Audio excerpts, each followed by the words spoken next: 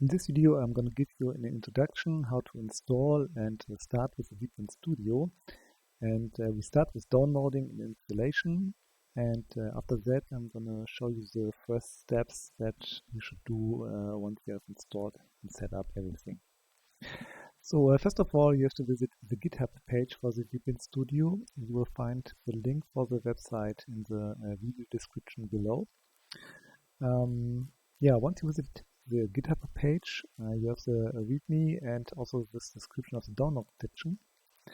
The important thing to know here is, let us directly jump into the releases page, is that here you have the asset section with the available downloads, and the VPin Studio is a server client architecture. So you have a client which only represents the UI and the server which is running on your cabinet and reads out and writes all kind of data for you. For the installation, for the initial installation, you have to download the full installer and install this file, execute this exit file on your cabinet. So let's assume I've downloaded the zip file already. Here we go. Hold on.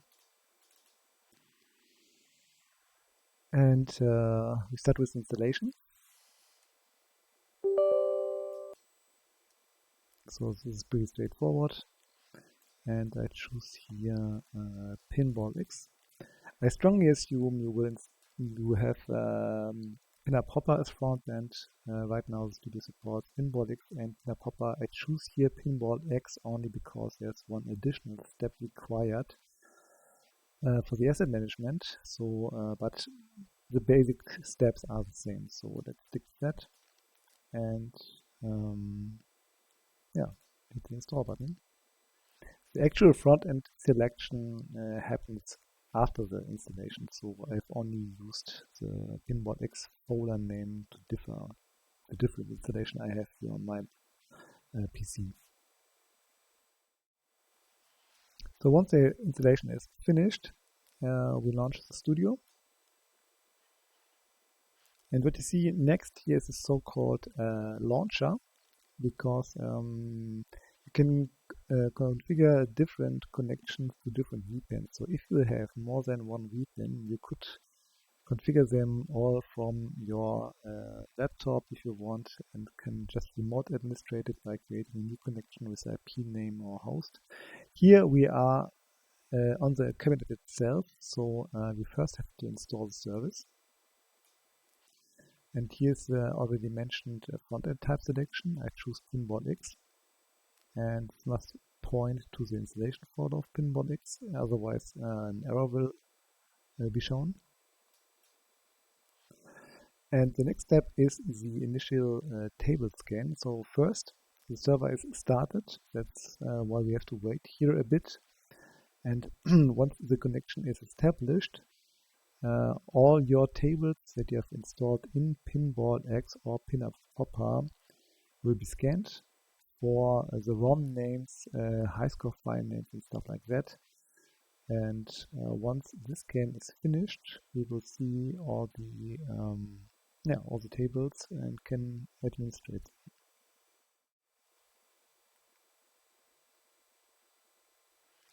So the table scan is finished, the studio starts. We will see some release notes because I have used the not released yet 3.0 candidate. There are no release notes, but you will see a bunch of news here. And we're done with the installation and can now start administrating our tables. The first thing that hits our eye is that a bunch of errors are here shown. So the basic idea is that you set up every table correctly, and so that you have a green icon here and now everything is correct. But the basic steps before you take a look on every table is you first should make a VPS table scan. Not table scan, but a VPS matching. The VPS is not virtual VPin Studio, but the virtual pinball spreadsheet.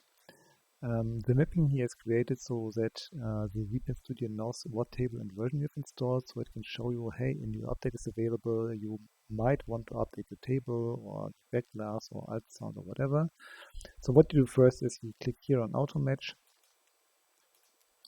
and create a mapping for all tables so that you get a bit more information what table you have installed. And as you can see now, most of the tables have been mapped. So and, as a result, you should see that the table you have installed or the table version you have installed is highlighted. If not, you may have to restart once because the initial scan here is a bit bumpy, but sorry for that. We'll fix that, but yeah, usually you should see the highlighted table. And from there on, we can continue to fine-tune the table and see what issues we can fix. For example, if you take Austin Powers. So here we see that the Austin Power table doesn't have a backdraft installed. We can check by dismiss all what other errors are here, and as you can see, we have no media configured. So what we do is we check how the media configuration should be set up by going to the preferences. And here we have the section screen validators, which tells you or which tells the studio what asset types are expected for which screen. You can customize the default here, and you can also turn on and turn off screens. For example, if you never have an info flyer for your table, you can just disable the screen, and based on the settings, the table validation is triggered. And yeah, you can therefore then upload assets and make sure that the table is properly configured.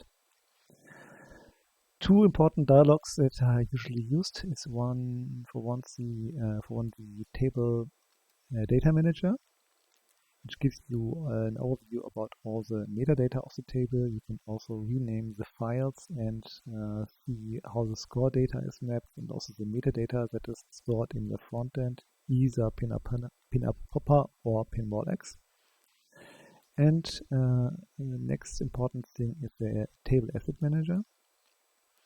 Here you can configure or see the installed assets. In this case, I have only a high score card for this table. Of course, what you miss here is that you can download assets from a server, and for PinUP Popper, this is already finished out of the box. So if you would have installed PinUP Popper or selected PinUP Popper as a front end, then we could already download assets from the server. For Pinball X, we have to do one minor step. Go to the preferences, go to the Pinball X settings, and here we enter our GameX account.